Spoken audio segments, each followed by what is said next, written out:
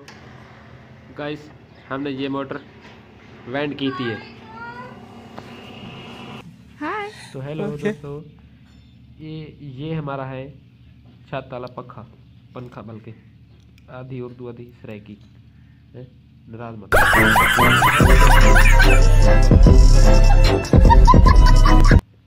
यहाँ बेचारा हमारा पंखा पिया है, यहाँ हमारा पंखा बेचारा पिया है।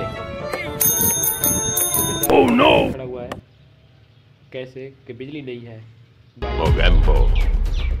खुश हुआ। पंखा काम करे सर्दियों में कैसे चलना। ये बेचारा सफाई करके ठंड बना रहा है।